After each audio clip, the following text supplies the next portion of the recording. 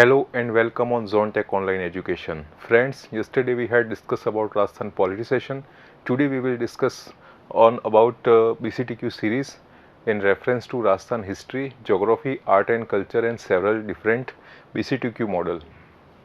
Hindi medium के लिए हम बात कर रहे हैं यहाँ पे कि यहाँ पे आज राजस्थान की जो आर्ट कल्चर है, हिस्ट्री है, पॉलिटी, ज्योग्राफी के जो मिसलिनियस क्वेश्चंस हैं, जो इंपॉर्टेंट एमसीक्यूज़ हैं, उसके बारे में हम डिस्कस करेंगे। और ये फॉर्मेट बीसीटीक्यू है, build concept through question. Question के साथ यहाँ पे आपको कॉन्सेप्ट बिल्ड कराया जाएगा, कॉन्सेप्ट के बारे में आपको डिटेल जानकारी मिलेगी।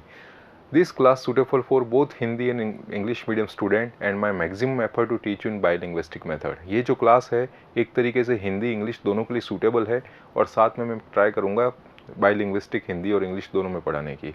सो स्टार्ट करते हैं। और first question is question number 3 है, निम्न में से किस शासक ने महात्मा शेख सादी के गुलिस्ता की पांडुलिपि को भारत फारस की शैली में बलदेव गुलाम अली नामक चित्रकारों से चित्रित कराया था? Which of the following rulers got the manuscript of Gulistan of Mahatma Sheikh Saadi painted in Indo Persian style by a painter name Baldev and Ghulam Ali? Maharaja Vinay Singh, Sawai Pratap Singh, Maharaja Ishwar Singh, Mirza Raja Jai Singh. ये बात की गई है अलवर शैली की। अलवर शैली की जो पेंटिंग है, चित्रकला है, उससे संबंधित ये बात की गई है। और आपको पता है ये जो अलवर स्टाइल आता है वो ढूंढाड़ स्कूल के अंदर आता है। जब आप स्कूल को डिवाइड करते हैं पेंटिंग की, तो उसके अंदर जो ढूंढाड़ स्कूल है उसके अंदर में से ये अलवर आती है। क्योंकि ढूंढाड़ में आपने देखा होगा एक तो जयपुर आती है, अलवर आती है और एक कुनियारा शैली आती है। तो इसके अंदर अलवर शैली है। और अलवर शैली के मैंने बताया था आपको कि इसके अंदर जो स्वर्ण काल या गोल्डन पीरियड है वो गोल्डन पीरियड है महाराजा विनय सिंह का। और यहाँ प्रश्न ये पूछा है कि किसने गुलिस्ता की पांडुलिपि को भारत फारस शैली में बलदेव गुलाम अली नामक चित्रकारों से चित्रित कराया?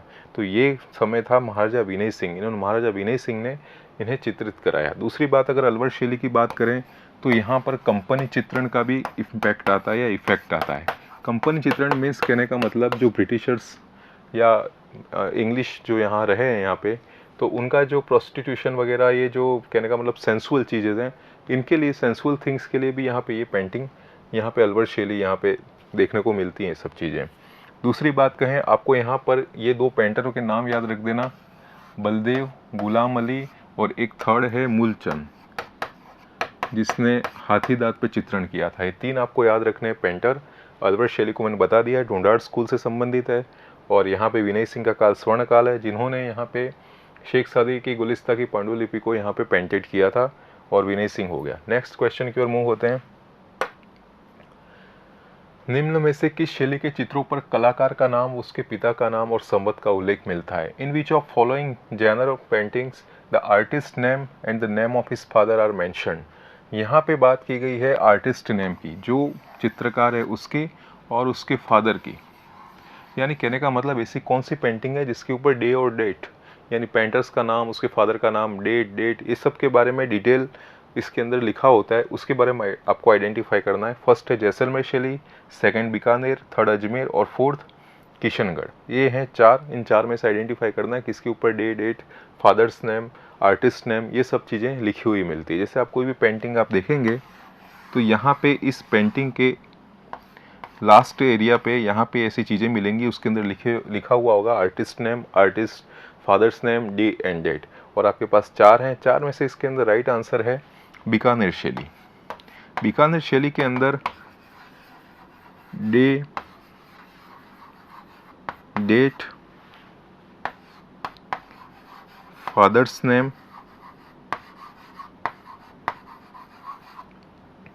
और artist name,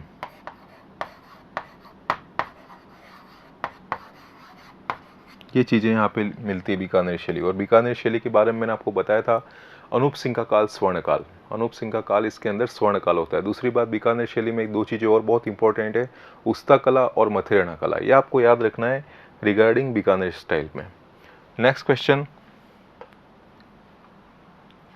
question number 5, Ahar में सन 1592 में लिखित और 104 शब्दों में सुसज्जित ग्रंथ मेवाड़ शैली का एक तिथियुक्त सचित्र ग्रंथ है।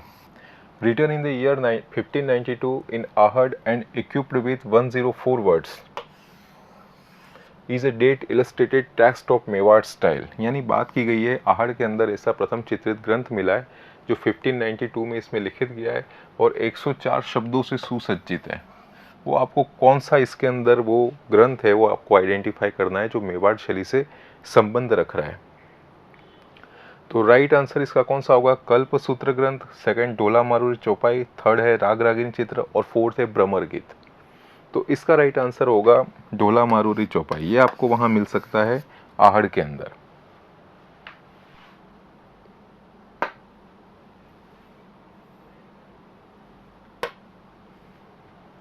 क्वेश्चन नंबर 6, विज्ञान के क्षेत्र में किस शासक का योगदान उल्लेखनीय माना जाता है? Which rural contribution in the field of science is considered remarkable? किस रूरल यानी कौन सा विज्ञान के क्षेत्र में शासक है उसका कंट्रीब्यूशन ज़्यादा है? फर्स्ट है मिर्जा राजा जय सिंह, सवाई जय सिंह, थर्ड है महाराणा कुंभा और महाराजा गंगा सिंह। ये चार हैं, इसके अंदर आपको पता लगाना है। तो राइट आंसर इसका होगा Sawai Jai Singh. Sawai Jai Singh an astronomer, architect and town planner. जो सवाई जय सिंह हैं वो एक तरीके से एस्ट्रोनॉमी में रुचि रखने वाले, खगोल विज्ञान जिसे हिंदी में कहा जाता है, आर्किटेक्चर जो स्थापत्य कलाएं, और मैथमेटिशियन गणितज्ञ भी हैं। इन्होंने बहुत सी चीज़ें बनाई है in reference to monuments and structure, यानी जो भी स्मारक है और ऐसी संरचना बनाई है जो ज्योतिष है, खगोल शास्त्र है और साइंस है, इस रिलेटेड यहाँ पे इन्होंने बहुत सारे स्ट्रक्चर यहाँ डेवलप किए आर्किटेक्ट के फॉर्म में। In reference to science, astronomy and astrology, ये जो तीन चीज़ें हैं उसके अंदर सवाई जय सिंह का कंट्रीब्यूशन है। और आप जानते हैं जयपुर की स्थापना भी सवाई जय सिंह ने की है 1727 में। यहाँ पे जो आर्किटेक्ट थे वो विद्याधर भट्ट। ये जो आपको याद रखना है सवाई जय सिंह। अब बात करते हैं, अगर इनके विज्ञान के क्षेत्र में योगदान देखते हैं तो इन्होंने एक नक्षत्रों की शुद्ध सारणी बनाई थी, यानी कहने का मतलब table of astronomy, astronomical planet. तो इसके अंदर इसको कहा गया था जीज मोहम्मद शाही। एक तो आपको ये याद रखना है।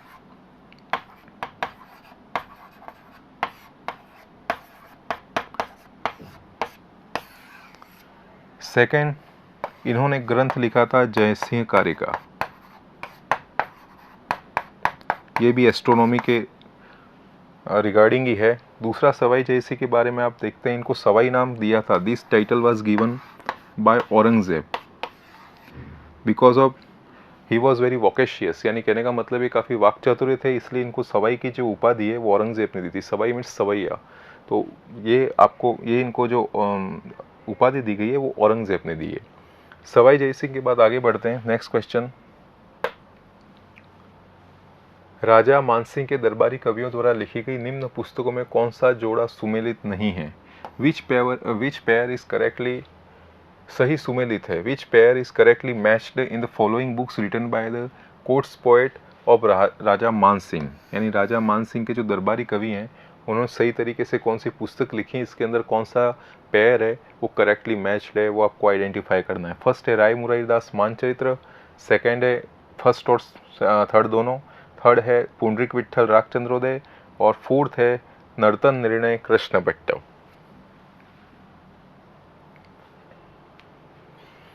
यानी आप कोई भी हिस्ट्री के अंदर, डायनेस्टी के अंदर कोई भी पढ़ रहे हैं, जैसे मेवाड़ पढ़ रहे हैं, मारवाड़ पढ़ रहे हैं, कोई भी आप डायनेस्टी पढ़ रहे हैं, उसमें आपको याद रखना है जो वहाँ के इंपॉर्टेंट रूलर रहे हैं या इंपॉर्टेंट जो किंग है, जो महाराजा राजा हैं, उनके जो कोर्ट पोएट होते हैं, दरबारी कवि होते हैं, वो आपको याद रखना है किसके लिए कौन सा इंपॉर्टेंट। जैसे मिर्जा राजा जय सिंह हैं तो बिहारी है, बिहारी ने बिहारी सत से ही लिखा। ऐसे बहुत से हैं जो राजा इंपॉर्टेंट हैं, उनके आपको दरबारी जो कवि हैं उसको आपको याद रखना है और उनके प्रमुख ग्रंथ ये आपको याद रखना है, जैसे चक्रपाणी। तो ये हैं, इसके अंदर आपको आइडेंटिफाई करना है। तो राय मुरारीदास मानचरित्र ये बिल्कुल सही है, राय मुरारीदास ने मानचरित्र लिखा है और पुंडरीक विट्ठल ने रागचंद्रोदय लिखा है, ये भी सही है। ये गलत है, नर्तन निर्णय कृष्ण भट्ट ने नहीं लिखा है। क्वेश्चन नंबर आगे बढ़ते हैं। जयसिंह कल्पद्रुम के रचनाकार कौन थे? Who was the author of Jaisingh Kalpadruma? एक बुक है जयसिंह कल्पद्रुम, उसके यहाँ पे लेखक के बारे में पूछा गया है कि इनका लेखक कौन है। ऑप्शन 1 है Pundarik Ratnakar, option 2 Pundarik Vitthal, option C Vinay Singh, और option D Bakhtawar Singh. Right answer इसका होगा पुंडरीक रत्नाकर। ये जो पुंडरीक रत्नाकर थे, इन्होंने जय सिंह कल्पद्रुम नामक एक पुस्तक को लिखा था। ही rot the book Jai Singh Kalpadruma in reference to religious teaching, यानी जो धर्मशास्त्री विवेचन है उसके बारे में पुंडरीक रत्नाकर ने जय सिंह कल्पद्रुम लिखा था। Next question,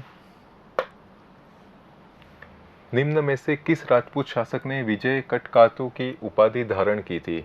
which of following Rajput ruler assumed the title of Vijay Katkatu? बहुत इंपॉर्टेंट क्वेश्चन है। फर्स्ट है इसका option Maharana Sanga, second Maharana Jaitra Singh, Maharana Raj Singh and Maharana Kumbha. इसमें से आपको आइडेंटिटी करना है किसको ये टाइटल या उपाधि मिली है। आपके पास 5 सेकंड है, आप इसको देखिए।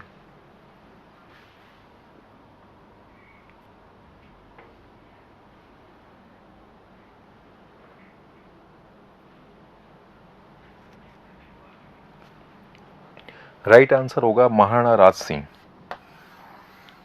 Maharana Raj Singh assume the title Vijay Katkatu in the reference of military expression among the colleague, यानी राज सिंह का जो मिलिट्री एक्सप्रेशन था, हर तरीके से जो उनके सहयोगी के साथ जितने भी इनकी युद्ध वगैरह ये सब प्रसंग हुए हैं, इस कारण इनको विजय काटकातु और सब कुछ जितने भी लगभग ये चुके थे, तो इसलिए इनको राज सिंह को काटकातु की उपाधि धारण की गई थी। दूसरी बात, आप जैसे कोई भी रूलर पढ़ रहे हैं, डायनेस्टी के अंदर किंग पढ़ रहे हैं, किसी को सवाई की उपाधि मिल रही है, जैसे सवाई जय सिंह ये दिया आपको औरंगजेब ने। दूसरा आप देखेंगे मिर्जा राजा जय सिंह, ये उपाधियां हैं, ये मिर्जा राजा जय सिंह शाहजहां ने दिया। अब यहाँ पे विजय काटकातु है, ये आपको याद रखना है राज सिंह की है। ऐसे बहुत से राजा, इनकी जो उपाधियां आपको याद रखना है, ये और किसके द्वारा दिए गई हैं ये उपाधियां। तो यहाँ पे महाराणा राज सिंह, और महाराणा राज सिंह का संबंध आप जानते ही हैं, ये एक तरीके से श्रीनाथ जी नाथ द्वारा, ये जो वहाँ पे किशनगढ़ शैली ये राजसमंद जो लेक है, 9 चौकी पाल है, उसकी स्थापना इन्होंने राज सिंह ने की थी। उसके बाद औरंगजेब के साथ इनके काफ़ी टैक्सेशन को लेके इस कॉन्फ्लिक्ट चला है, तो ये आपके इस तरीके से राज सिंह आपको याद रखना है। नेक्स्ट है, राजमहल का युद्ध कब हुआ जिसमें ईश्वरी सिंह और माधव सिंह और मराठों के मध्य युद्ध हुआ जिसमें ईश्वरी सिंह जीता? When did Battle of Rajmahal take place between Ishwar Singh and Madhav Singh? आपको ये ध्यान रखना है कि जो राजमहल का युद्ध है ये पूछा गया है, ये कब हुआ, इसके लिए आपको टाइम पीरियड पूछा गया है, किस टाइम पीरियड में ये बैटल हुआ था। फर्स्ट है 1747, 1748, 1750 और 1746। सबसे पहले हम समझते हैं राजमहल का युद्ध। एग्जैक्टली ये हुआ था जयपुर के अंदर, जो उत्तराधिकार का संघर्ष हुआ था सवाई जय सिंह के बाद। इनके पुत्र थे एक तो ईश्वर सिंह और माधव सिंह। ये जो ईश्वरी सिंह और माधव सिंह, इसके बीच में उत्तराधिकार को लेके सक्सेशन, पावर ऑफ सक्सेशन के लिए इसके अंदर बैटल हुआ था, बैटल ऑफ राजमहल। ये इसमें बैटल होने पे जो ईश्वरी सिंह है उन्होंने इस बात माधव सिंह को डिफीट कर दिया था। Madhav Singh defeated by Ishwari Singh, and that time Ishwar Singh built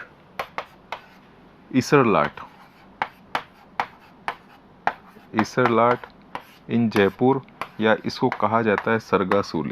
आपको ये चीज़ 2 हैं फैक्ट, वो आपको याद रखना है। यानी ईश्वर सिंह माधव सिंह के बीच में युद्ध हुआ उत्तराधिकार को लेके।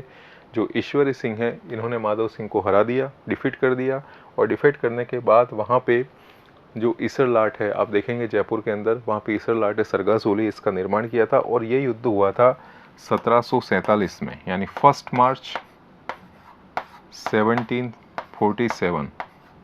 आपको ये ध्यान रखना है राजमहल का युद्ध। एक्चुअली राजमहल टोंक के पास आता है, राजमहल टोंक है, टोंक में है ये।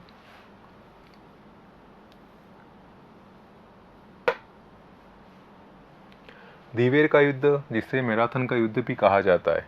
Who said the war of Dewair is called battle of Marathon? इस युद्ध को बैटल ऑफ मैराथन या दिवेर कहा गया। Colonel James Tod, second Abul Fazal, third Mohan Shrimali और 4th बदायूनी। यानी जो भी आप मेवाड़ और मुगल के बीच में सत्ता का संघर्ष आपने देखा होगा, हल्दी घाटी का युद्ध, दिवेर का युद्ध, तो हल्दी घाटी के युद्ध को कर्नल जेम्स टॉड ने क्या कहा था? थर्मोपल्ली कहा था।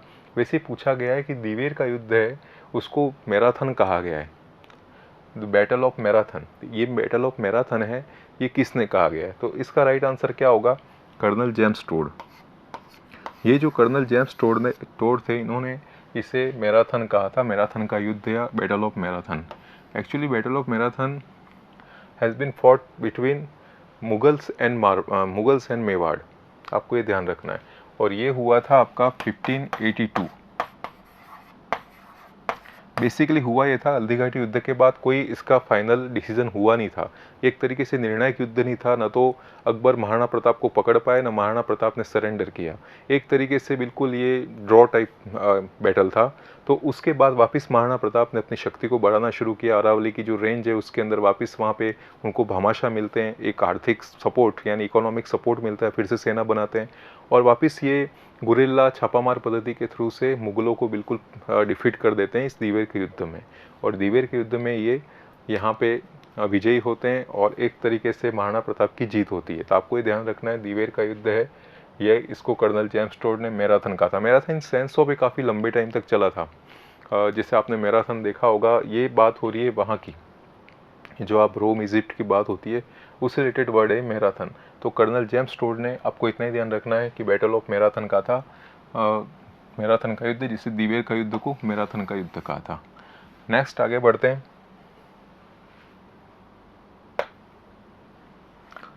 क्वेश्चन नंबर 12, किस अभिलेख में शाकंभरी के चौहान की उपलब्धियों का वर्णन किया है? आपके सिलेबस के अंदर काफ़ी मैन्युस्क्रिप्ट अभिलेख के बारे में बात की है। जो फर्स्ट टॉपिक है वही है राजस्थान इतिहास के प्रमुख स्रोत। इसके अंदर कॉइन्स हैं, मैन्युस्क्रिप्ट्स हैं, उसके बाद बहुत सी और चीज़ें। तो इसके अंदर आपकी जो अभिलेख हैं अलग अलग अभिलेख हैं, जैसे बिजोले का अभिलेख है, चिरवा का अभिलेख है, गोसुंड का अभिलेख है, नगरी अभिलेख है, ऐसे बहुत सारे अभिलेख हैं। उसके अंदर आपको इंपॉर्टेंट याद रखना है कि किसके बारे में क्या कहा था और किसने इसकी रचना की है, बस दो ही चीज़। तो इसी कॉन्टेक्स्ट में कि शाकंभरी के चौहान की उपलब्धि का वर्णन किस में कहा किया गया है, यानी ये जितने भी शिलालेख अभिलेख ये जितने भी हैं एक प्रकार से उस पर्टिकुलर डायनेस्टी है या प्रमुख राजवंश है उसके बारे में लिखा जाता है। उसके कहने के तरीके से उसके मेमोयर में, रिमेम्बरेंस में उन्होंने क्या अच्छा काम किया, कहाँ इनका कहने का मतलब हिस्ट्री रही है, किस तरीके से राजा रहे, उनका किस तरीके से हायर की रही, जेनेटिक्स क्या रही इनकी, इस तरीके से बारे में डिटेल चीज़ें लिखी जाती हैं शिलालेख पे। तो यहाँ उसी रेफरेंस में पूछा जा रहा है कि यहाँ पे शाकंभरी के चौहान की उपलब्धियों का वर्णन किस में मिलता है। बेसिकली राजा महाराजा क्या अपनी जो उपलब्धि है उसको आगे की और जनरेशन की ओर पहुंचाने के लिए अपने बारे में लिखवाते थे। आप इंडियन कॉन्टेक्स्ट में देखेंगे ऐसे बहुत से मुगल एम्परर थे और सल्तनत काल में भी आप ऐसे देखेंगे सुल्तान जिन्होंने जीते जी अपने मकबरे बनाए और बहुत सारी चीज़ें बनाई। तो एक तरीके से सेल्फ प्रेस के लिए सब चीज़ें हैं। तो इसमें आपको याद रखना है शाकंभरी के चौहान की उपलब्धि का वर्णन किस में मिला है, तो राइट आंसर होगा ये बिजोलिया का अभिलेख। इससे अभिलेखों से हमको हिस्ट्री के बारे में भी जानकारी मिलती है, वहाँ के पर्टिकुलर डायनेस्टी के अंदर राजाओं ने क्या काम किया, उन्होंने क्या किया, एक तरीके से क्लैरिटी के साथ ही चीज़ें वहाँ पे देखने को मिलती है। नेक्स्ट क्वेश्चन है, जालोर के चौहान शाखा का प्रथम संस्थापक किसे माना जाता है? Who is considered to be the first founder of Chauhan branch of Jalore? First Kirtipal, second Uday Singh, third Kaladev Singh और फोर्थ चंगदेव। जालोर आप जानते हैं जबालीपुर, जबाली जो ऋषि थे उनके नाम पे रखा गया। इसे सुवर्णगिरी या गोल्डन माउंटेन भी कहा जाता है। और वहाँ के संस्थापक थे कीर्तिपाल। आपको याद रखना है कीर्तिपाल ने जालोर की स्थापना की थी। और आपने भी देखा होगा कान्हड़दे, वीरवदे, ये अलाउद्दीन खिलजी का वहाँ पे इन्वेजन हुआ था, साका हुआ था, जौहर हुआ था। तो ये चीज़ें हैं जालोर के बारे में आपको पढ़नी है। तो यहाँ पे जालोर की स्थापना की है कीर्तिपाल ने। राजशेखर ने अपने ग्रंथ में किस नरेश को रघुकुल मुक्तामणि कहा? ये बहुत इंपॉर्टेंट क्वेश्चन है। Raghukul Muktamani, which king has been called Raghukul Muktamani by Rajshekhar in his book? Option Mahendrapal, option second Mahendrapal second, ये फर्स्ट है, सेकंड महिपाल सेकंड और महिपाल फर्स्ट। इसमें से आपको याद रखना है this question basically reference to Gurjara Pratihara dynasty, वहाँ से लिया गया गुर्जर प्रतिहार से। और वहाँ के उनके कोर्ट पोएट थे या दरबारी जो कवि थे राजशेखर, उनकी किताबों के बारे में बताया गया है जिसके अंदर किस नरेश को या किस किंग या किस राजा को रघुकुल मुक्तामणि कहा गया है। आपके पास 4 ऑप्शन है, आपको राइट आंसर देना है।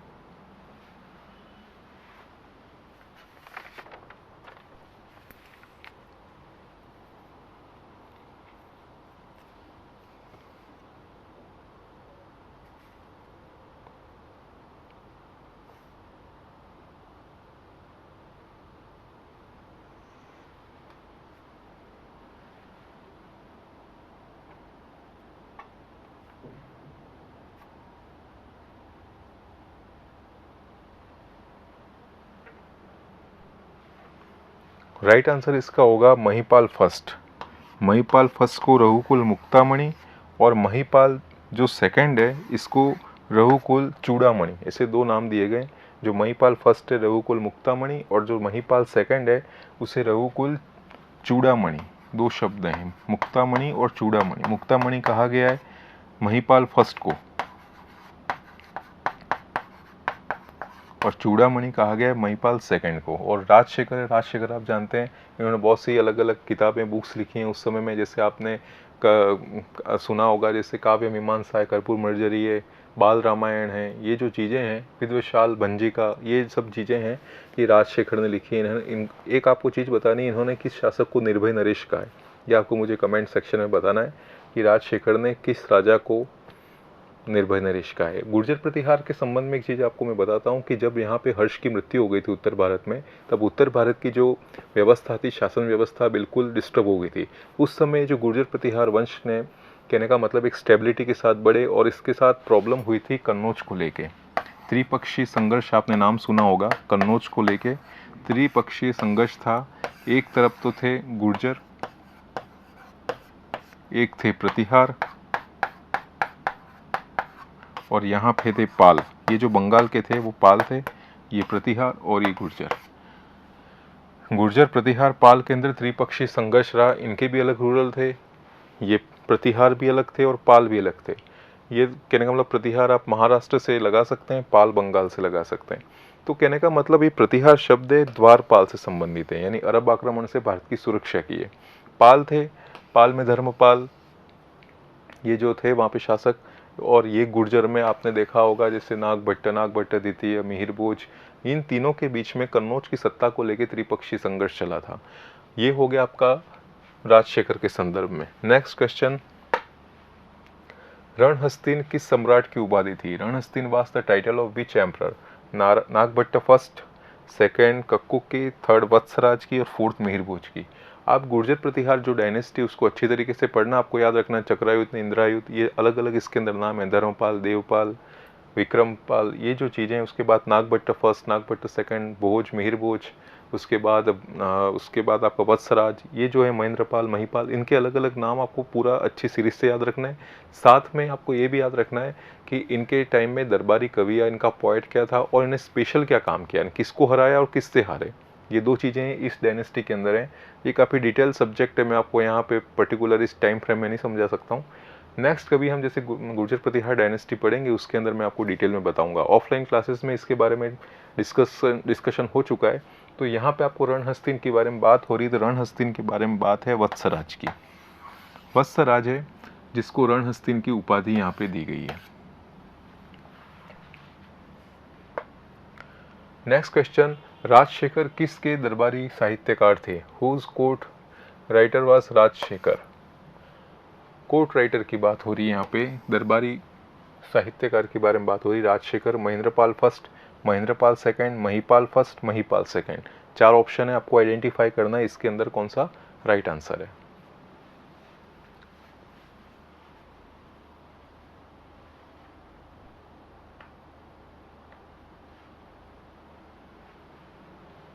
राइट आंसर इसका महेंद्रपाल फर्स्ट, इसके दरबारी कवि थे। और मैंने आपसे पहले पूछा था कमेंट सेक्शन में, उसका आंसर भी ये है, इस महेंद्रपाल को इन्होंने निर्भय नरेश कहा था। निर्भय नरेश टाइटल दिया था, given by Rajshekhar to Mahendrapal first. Next question,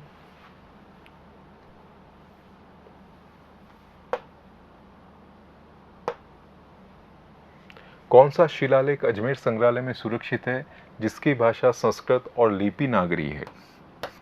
which inscription is preserved in Ajmer museum whose language is Sanskrit and script is नागरी?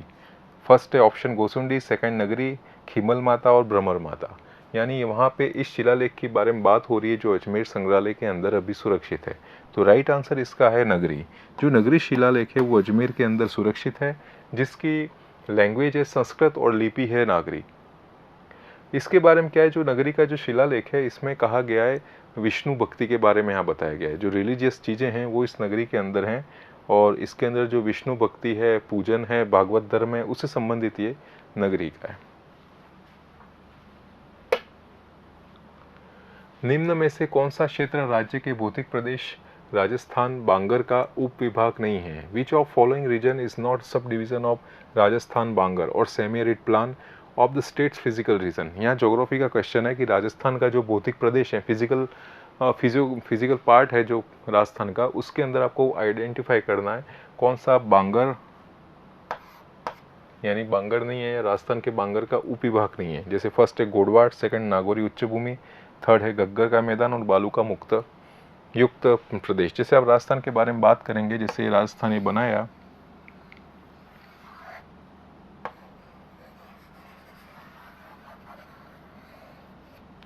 तो आप यहाँ देखेंगे यहाँ पे इस तरीके से ये पश्चिमी राजस्थान है जिसे कहते हैं शुष्क प्रदेश या एरिड जोन। उसके बाद आता है सेमी एरिड जोन, जिसके बारे में यहाँ बात हो रही है, अर्ध शुष्क प्रदेश, यानी जो 20 सेंटीमीटर की वर्षा रेखा है उससे ये डिवाइड होता है, और यहाँ पे शुष्क अर्ध शुष्क। सेकेंड थर्ड आता है यहाँ पे ये वाला जो रीजन है, ये अरावली पर्वतमाला आता है, अरावली रेंज। उसके बाद आता है नदर्न ईस्टर्न प्लेन, उत्तरी मैदान, और यहाँ पे नेक्स्ट लास्ट आता है प्लेटू, जो सदर्न ईस्टर्न प्लेटू है, दक्षिण पूर्वी पठारी क्षेत्र है, वो इस तरह से क्लासिफाइड होते हैं। उसके अंदर पूछा गया है कि यहाँ पे कौन सा भौतिक प्रदेश के अंदर अर्ध शुष्क मैदान का भाग नहीं है। शुष्क की तो बात हो गई, शुष्क के अंदर तो आप समझते हैं जैसे इस तरफ पूरा जैसलमेर आ गया, उसके बाद सदन बीकानेर आ गया थोड़ा, उसके बाद आप देखेंगे बीकानेर के बाद ये जैसलमेर पूरा और उत्तरी बाड़मेर, ये जो मेजर हैं जो इस पार्ट में वेस्टर्न साइड में है, वो तो एक तरीके से आपके एरिड आ गए या शुष्क क्षेत्र आ गए। अगर हम बात करें थोड़ा इधर की ओर, जैसे आप नागौरी उच्च भूमि, गोडवाड़ का एरिया है, उसके बाद बालू का युक्त मुक्त प्रदेश, तो इस तरफ से आ जाएगा। तो आपको ध्यान रखना है, इसके अंदर से ऑप्शन में आपको आइडेंटिफाई करना है कौन सा अर्ध शुष्क मैदान का उप विभाग नहीं है।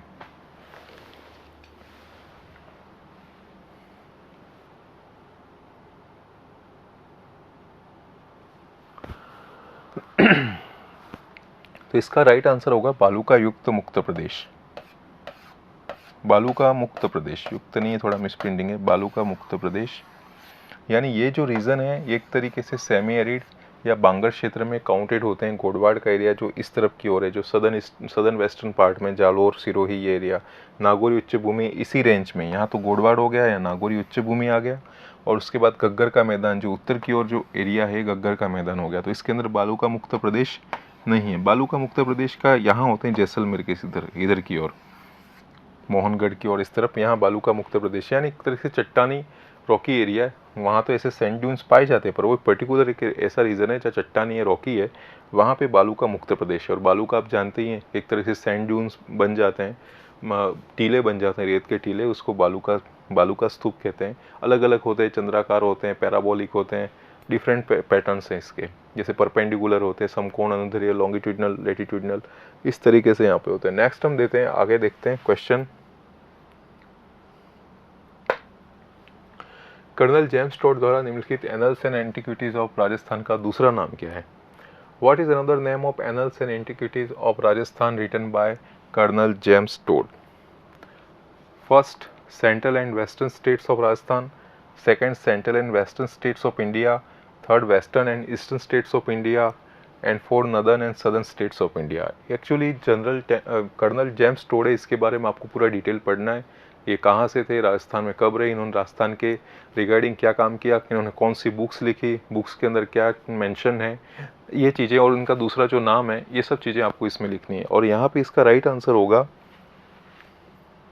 Central and western state of India, central and western states of India, ये इनकी बुक का नाम है, कर्नल जेम्स टोड। इनको घोड़े वाले बाबा इस तरीके से उपनाम भी है इनका, तो आपको याद रखना है बुक्स के बारे में। ये बुक्स तो सबको पता है ना, सर, एंटिक्विटीज ऑफ राजस्थान, बाकी इसका नाम दूसरा भी है, central and western states of India.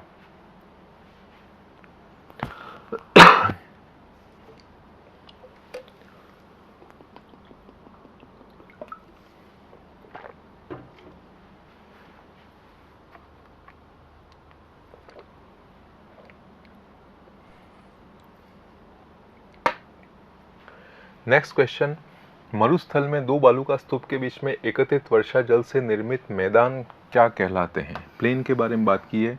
The plains form by rain water collected between two sand dunes in the desert are called playa, playa, Rann, bolson and khadin. Actually ये प्लाया होता है, playa, Rann, bolson and khadin, यानी जब दो बालू का स्तूप होंगे या सैंड ड्यून्स होंगे तो इनके बीच का जो एक पर्टिकुलर ये स्पेस है, इसमें बारिश का पानी स्टोर होता है, इसको कहा जाता है रन, या अस्थाई झीलें बनती हैं, इसे अस्थाई झीलें बनती हैं, रन टाट कहा जाता है। और इसका जो मैदानी एरिया बनता है एक तरीके से, इसको कहा जाता है बालसन। यानी कहने का मतलब बालू का स्तूप के बीच के अंदर जो पानी स्टोर होता है, वर्षा जल का, रेन वाटर, तो एक तरीके से रन या टाट कहा जाता है। और उससे फिर साइड में जो पूरा मैदान एक तरीके से डेवलप होता है, उसको कहा जाता है बालसन।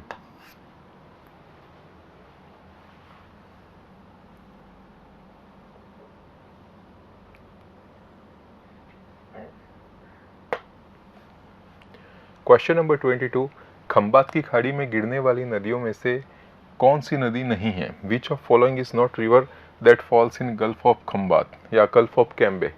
इसमें आपको याद ध्यान रखना है, आप हमेशा देखेंगे कि जो राजस्थान का जो स्लोप है वो मैक्सिमम ईस्टर्न की ओर ज़्यादा है। बे ऑफ बंगाल के अंदर रिवर्स ज़्यादा गिरती हैं या ज़्यादा डिस्चार्ज होती है, इनका निकास स्थल है बे ऑफ बंगाल या बंगाल की खाड़ी की ओर। और जो वेस्टर्न वाला है वो अरब सागर या खंबात की खाड़ी के अंदर रिवर्स को डिस्चार्ज होती है। जैसे इंडियन कॉन्टेक्स्ट में भी यही है, मैक्सिमम बे ऑफ बंगाल और थोड़ी जैसे नर्मदा तापी रिवर है वो इस तरीके से अरब सागर अरेबियन सी के अंदर जाती है। तो वही चीज़ पूछी कि कौन सी रिवर का डिस्चार्ज किस डायरेक्शन में है। तो यहाँ पे पूछा गया है खंबात की खाड़ी, और खंबात की खाड़ी आप जानते हैं वेस्टर्न में है, तो वेस्टर्न के अंदर कौन सी रिवर जा रही है, वो उसमें से नहीं है। फर्स्ट है साबरमती, सेकंड है लूनी, और थर्ड माही, और फोर्थ सोम। तो आप जानते ही हैं कि साबरमती तो वेस्टर्न है, और वेस्टर्न रिवर यानी उदयपुर से होती हुई ये मैक्सिमम इनका originated from Udaipur, but maximum यदि ट्रैवल फॉलो करती है वो करती है गुजरात के अंदर, साबरमती।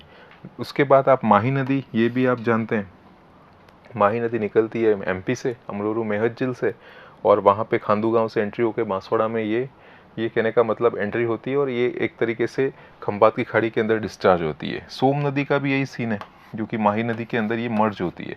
अब बची यहाँ पे लूनी नदी। आप लूनी नदी जानते हैं, इट्स ओरिजिनेट फ्रॉम नाग पहाड़ इन पुष्कर वैली, अजमेर, अजमेर से फिर नागौर, नागौर से पाली, जोधपुर, बाड़मेर होते हुए जालोर, और जालोर के बाद ये जो कच्छ के रन है, रन क्षेत्र गुजरात का, वहाँ पे ये विलुप्त हो जाती है या मर्ज हो जाती है। एक तरीके से ये खंबात की खाड़ी में नहीं जाती है। तो आपको याद रखना है लूनी नदी, ये वेस्टर्न राजस्थान की बहुत बड़ी रिवर है, आपको ये ध्यान रखना है, जो नाग पहाड़ से ओरिजिनेट होती है। नेक्स्ट क्वेश्चन है, राज्य की प्रथम सिंचाई परियोजना जिसमें केवल फव्वारा सिंचाई पद्धति से सिंचाई करने का प्रावधान था। The first irrigation project of the state in which there was a provision to irrigate only sprinkle irrigation system. Sprinkler system होता है, आपने देखा होगा खेत के अंदर स्प्रिंकलर लगाए जाते हैं, एक ट्यूब होती है, नली होती है, उसके साथ साथ स्प्रिंकलर लगाए जाते हैं, जिससे लगभग सब दिशाओं के अंदर, पूरी दिशाओं के अंदर मैक्सिमम वाटर सप्लाई हो। और उसके साथ साथ इसके अंदर जो जल की बचत भी होती है, वाटर सेविंग प्रोजेक्ट एक तरीके से। तो फर्स्ट है नर्मदा नहर परियोजना, सेकंड सिद्धमुख नहर परियोजना, थर्ड भीखाबाई सागवाड़ा नहर, और फोर्थ यमुना जल सिंचाई परियोजना। आपके पास 5 सेकंड्स है, राइट आंसर कीजिए कौन सा है।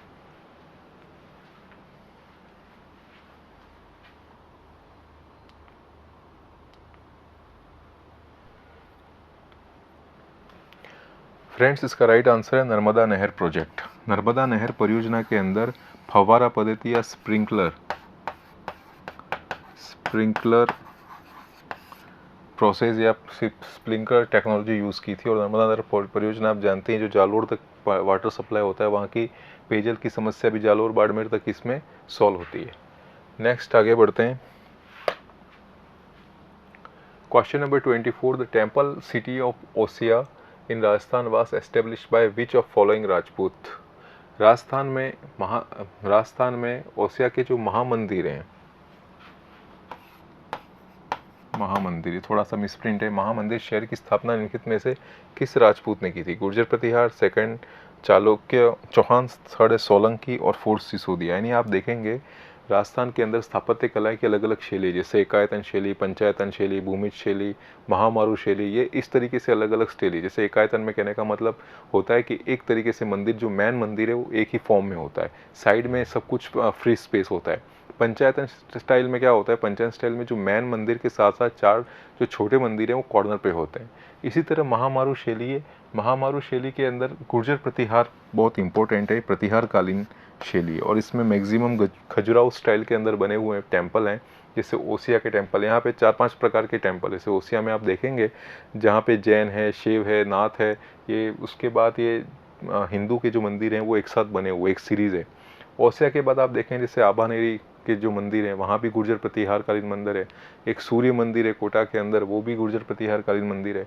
आप और भी देख सकते हैं, ओसिया के बाद जोधपुर के अंदर जो आप मान मंदिर देखते हैं नाथ संप्रदाय से संबंधित, वो भी है गुर्जर प्रतिहार कालीन महामारू शैली के।